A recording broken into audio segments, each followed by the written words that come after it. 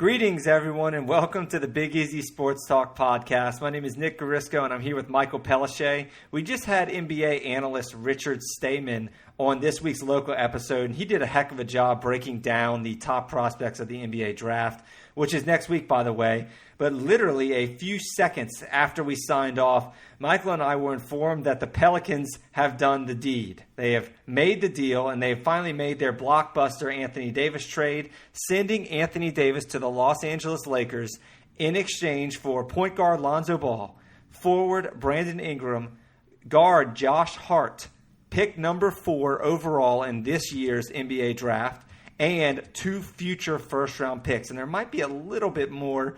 We're not quite sure yet because sources indicate that the deal is done and agreed to in principle by both parties, but is not yet finalized. It's quite the haul. Michael, what are your initial reactions here? Because this is totally unexpected, guys. I mean, this literally happened a few seconds after we stopped recording the NBA draft episode with Richard Stayman. So, Michael, immediate reactions, go. I'm happy. I'm not overwhelmed. I think it was a really good haul. It's the kind of deal that I'm not disappointed, but I'm not ecstatic either. So I think it's a very good deal, but I think you have to evaluate in the context of, what kind of certainty is there. We've talked about the number 4 pick not being an especially awesome pick because there's not a lot of certainty in this draft. You could talk about someone like Lonzo, someone who I really like, who you really like, but certainly comes with his own question marks.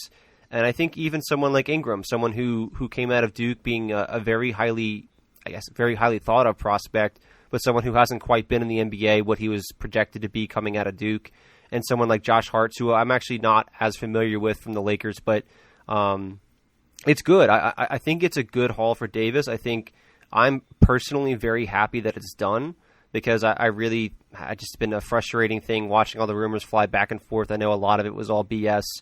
And what I'm really most excited about is I actually don't know if they're done yet. I actually think they could package a lot of those things and get another player. Reports from a good while ago were that the Pelicans weren't exactly enamored with the Lakers players. That could have been a leverage play. That could have been something to where the Pelicans truly didn't value them as much as maybe the Lakers valued them. But what this gives us is it gives us a lot of flexibility, and I would not be surprised at all if the Pelicans package some of these things for some other player either over the next month or just down the line. I obviously have a ton of questions here for you, Michael. But before we get into the hypotheticals and the specifics about what might happen in the future here and the draft, there's just so many different angles we can take this. But I want to know, because you said you're on record here on our podcast a couple of times saying that Lonzo Ball is actually very underrated, and you're very high on Lonzo Ball. And here we are. Now he is going to, at least for now, he's projected to be a New Orleans Pelican. Talk to me a little about Lonzo Ball and then Brandon Ingram, who are the 2 main player assets in this deal that the Pelicans are receiving. What do Lonzo Ball and Brandon Ingram bring to the Pelicans? Yeah, so let's back up too with Ball, and let's talk about what he was in college. So Ball was an excellent open floor guard, a guy who some people had questions about because they didn't really necessarily do a lot of half-court stuff at UCLA, a guy who has really, really good basketball instincts. And I mean this when I say it, and I've said it before, I think he's one of the smartest players I've ever seen. And he's young, and so this isn't like someone who's a seasoned vet. This is a guy who has an excellent feel for the game, a guy who, as an example, let's just say the offensive someone takes a jump shot, misses it, and all of a sudden the defense is going to get the rebound and then basically push. A lot of people are running back. Lonzo is one of those guys who has a really, really good feel for when everybody else is doing one thing, he's anticipating what's going to happen, and he's reacting at a very, very appropriate speed to it. He's not overreacting and reaching on things necessarily, but he's also not someone who's slow to react. He's really, really quick on figuring out a lot of different variables at one time and making the right decision. He's young. He's got a really poor jump shot at this juncture, a guy who shot, I think, about 32% from 3 over his first 2 seasons, over a lot of attempts. Someone who has a terrible free throw shot at this moment, but if you look at his college free throw shooting, it wasn't nearly as bad, and if you average it all out, it's about 54%. But really just a guy with a phenomenal feel for the game, a guy whose three-point shot and free throw shooting have a long way to go, but someone who can do a lot of playmaking for the Pelicans. And I really prize intelligence in players, and I think that Lonzo Ball is going to figure a lot of these things out. And if he does, especially with an open floor guy like Zion with him, I think it's going to be a lot of fun to watch. Right, yeah, and definitely has the high basketball IQ, and we know what he can do in the assist department there. And he sounds like he's going to be the future point guard of the future for the Pelicans, kind of setting up Zion for alley-oops and incredible plays like that. It does sound like he does need to work on his shooting, obviously, but hopefully that will be more refined as he gets older. What about Brandon Ingram? Because Brandon Ingram seems like one of those prospects who, coming out, he's still very young too, and he has upside, but he's kind of been inconsistent so far in his career. He's been able to step up in big moments at certain times, but he's kind of, for the most part, been in the shadows, I would say. What do you think the Pelicans see in Brandon Ingram? I think they see someone who has a lot of the things that you'd want for a player in today's NBA. He's 6'9". He's got a huge wingspan. I want to say it was like 7'3" or 7'4". A guy who, if he figures out his defense, could be an excellent multi-positional defender. Someone who still needs to work on his shot the same way that Lonzo does, although his free throw shooting isn't nearly as poor. But someone who's just he's a big guy. He's got some budding isolation scoring and stuff like that. I think he's going to wind up being a really, really good scorer. Right now he's averaging, or I should say at least last season, he is averaging 19.4 points per 36 minutes. His field goal percentage increased substantially after his sort of poor rookie season, which is common of those top guys, is they're more or less inefficient at the first part of their career. He's got a 50% field goal percentage last year. His true shooting was 56%, which is not extraordinary, but it's respectable, especially given his volume. I think he's someone that, at worst, you have a guy who can get you buckets off the bench at a really high level. At best, you could be talking about someone who could be a borderline All-NBA player. I'm not entirely sure of what he's going to become at this juncture. I think that he's got a lot of things that you would look for in an NBA player, and I think he's perfectly... Man, the height, the scoring, the wingspan, I think that's all really, really good, and I'm intrigued to see what he winds up becoming. Right. It seems like the Pelicans have needed a wing player for a while now. The other asset here we're getting is Josh Hart, and he's always been one of those guys who is kind of a bench player, and he's a very streaky three-point shooter. Some games he can have like 4 threes, and then other games he totally disappears. He was kind of rotating with Kentavious Caldwell-Pope for the majority of the last season. Is there any... He kind of seems like one of these players that we might end up, you just mentioned it, we might end up dealing. Or he might end up being a bench player for the Pelicans, just providing depth. What are your thoughts on Hart? I actually don't know a lot about Hart. He's not someone that I've watched a whole lot. I think he's respected around the league as a solid player. I don't think he's someone who has an incredible ceiling or anything like that. But I really don't want to overspeak on Hart because I really don't know a whole lot about his game. I can look at his stats and tell you that he's someone who, I think he's a really good rebounding guard. He's got about 5.8 per 36, which is really solid. A pretty low volume scorer, 11.6 per 36 over the course of his first couple seasons. He's 23 years old last year, I should say. Someone who actually is a pretty good three-point shooter already. So he's shooting 36% for his career on 5.3 attempts per 36 minutes, which is a solid volume and a solid percentage. Decent enough free throw shooter at about 70%. Nothing to get too excited about. But just, I mean, I don't have a lot of familiarity with this game, so I don't want to overspeak on it.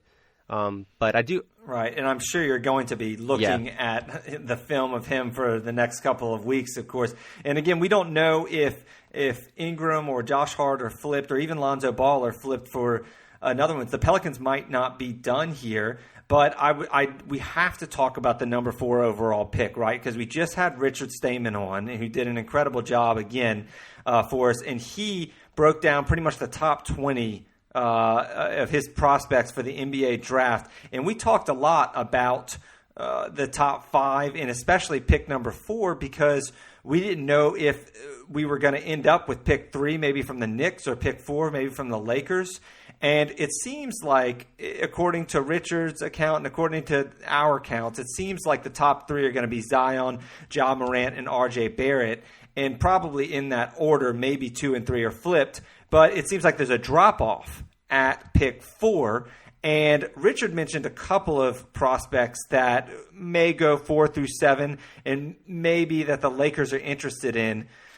Can you kind of speak to who the Pelicans could be considering at pick 4, or if we plan on dealing this pick and package it for future first-round picks? I think, obviously Richard is someone who we just had on who has a great deal of knowledge about the NBA draft in a way that I don't. So at least from a cursory glance, I think he was saying that Jackson Hayes is someone who could have a lot of potential, a guy who is long, athletic, and just oozes upside. He talked about Jarrett Culver. You can get a really solid player at this point. Whether it'll be a star is a sort of another thing. But I also think it could easily, just as easily, be packaged for another player. I think at some point you could get someone like a Bradley Beal or another player by packaging a lot of these players. I think it just gives us a lot of flexibility. Right. And that's the whole point of this trade. This trade is not meant to give us the perfectly constructed roster around Zion right away. What the trade is meant to do is to have a lot of players and picks who mean something, so you can basically trade them for whatever you want or develop them however you want moving forward. And then once things shake out with Zion, we see what kind of NBA player he's going to be, then at that point we can start making firmer decisions about how we want to move forward. Right. It's important to understand that the Pelicans are rebuilding. I know we have a superstar, or we had a superstar asset in Anthony Davis, but the Western Conference is brutally difficult, and you can't just get the assets to be ready for the New Orleans Pelicans to compete immediately, even with Zion Williamson and Jrue Holiday. This is going to take some time. This is a process, and that's why we also, in the deal, traded for 2 first-round picks. So the bad news about the podcast with Richard that we just did, which is going to go out, is that we weren't able to ask his opinion on the number 4 overall pick, knowing that the Pelicans were going to have it.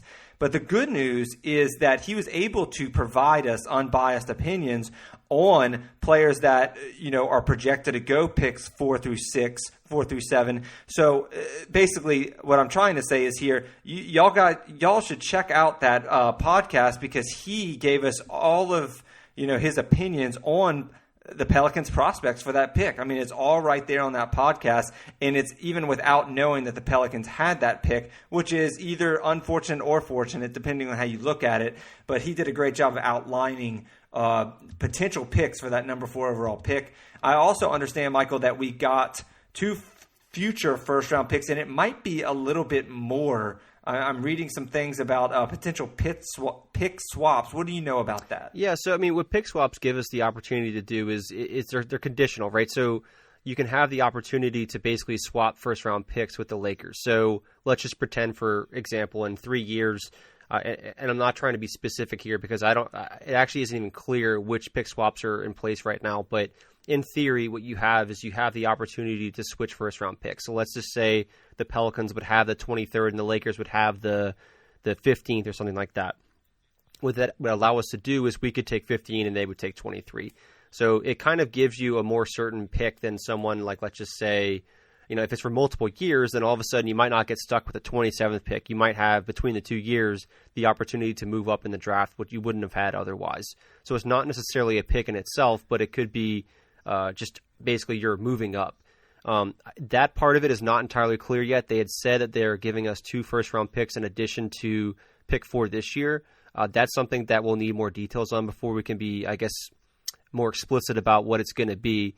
But from what I saw, I think there was a tweet by, I want to say it was Ramona Shelburne, and she was saying that basically what she understands about the pick swaps and the pick agreements in place is that it'll basically give us control of the Lakers pick for the next 7 years.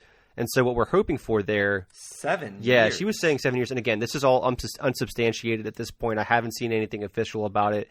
But what that allows us to do is that gives us basically the flexibility to, once the Lakers, let's just say LeBron retires in 4 years, and for 7 years, all of a sudden, what happens if they're really bad? So they're basically paying a future price for the ability to have Anthony Davis right now and protect the rest of his career. So we could wind up benefiting from this, 4 or 5 years from now for all. Again, it's not, yeah. Right.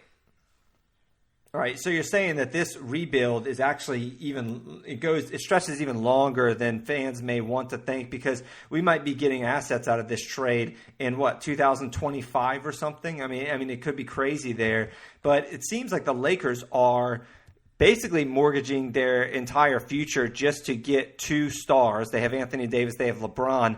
I'm guessing they're going to try to maybe bring in Jimmy Butler, but they're going all out to win probably the next 2 years out, next 2 or 3 years, and then their future basically. You alluded to it. Once LeBron leaves, the others will probably leave, and the Lakers might really suck. And then those picks that we might be able to swap into would be really high. So, but Pelicans fans are going to have to be patient here. And I actually think that the overall reaction to this deal for most Pelicans fans is not going to be favorable. And I would say you're content with the move based on your immediate reaction here, but I wouldn't say you're thrilled. And some Pelicans fans might be content, but I think when Pelicans fans read this deal for the first time, their immediate reaction is going to be a little more sour and a little more negative. And I think the main reason for that is because it didn't seem like we got a premier proven asset, Correct. Right? Like we didn't get a Bradley Beal from this trade. We didn't get a Jason Tatum for the Celtics. We didn't get we didn't get a borderline all-star yet because the 3-player assets we have are all young, and they're not quite there yet.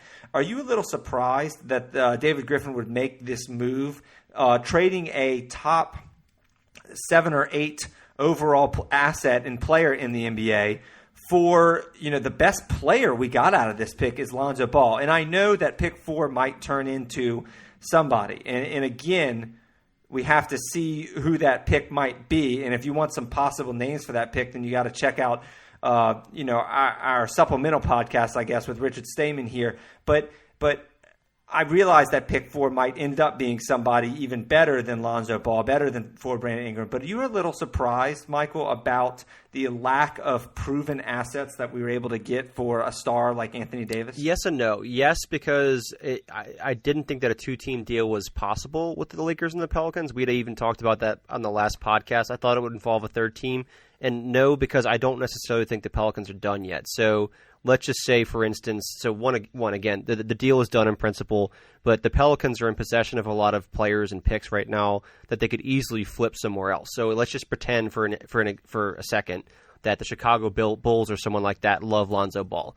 Well, then in theory, there could be another deal in place with that team that we don't know about. So I want to see how it all shakes out before I come to a final conclusion on this. But I do think, again, I'm content. I think this is a really good haul for him. I think it's what Griffin should have done. I think given the fact that Davis had already asked out and Davis through his agency had put all kinds of pressure on Griffin, I think he's responded really well. I think everything that I've seen from him so far has been really exciting. I think he's someone who has a really good handle on all this stuff.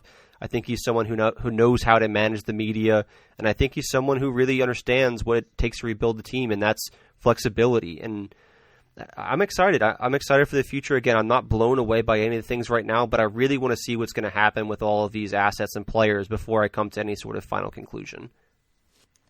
Right. This obviously is a very immediate reaction. Like, I'm literally putting you on the spot seconds after it happened. So we don't have all of the official news yet, and you certainly don't have time to gather any evidence or to have statistics to back up your takes here. I know this is so immediate; it's on the spot here.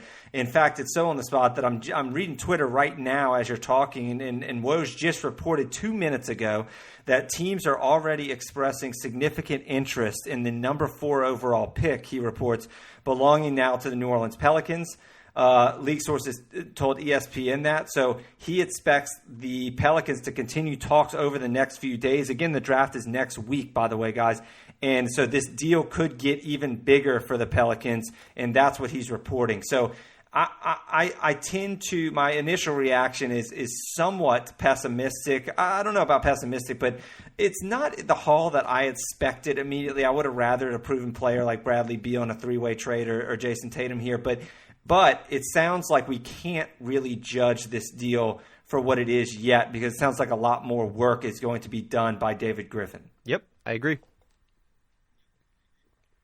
All right, thank you for your takes right there. We're going to sign off right now, but we'll be coming to you in the next few days, I'm sure, with more articulate and more intense Anthony Davis reactions here once more dominoes fall into place here. We're excited. I mean, this is before the draft. Now we know that we have pick 4. The puzzle is becoming more clear for the Pelicans rebuild. And with Zion Williamson and Drew Holiday and all of these assets that we have now, things are looking up for the New Orleans Pelicans.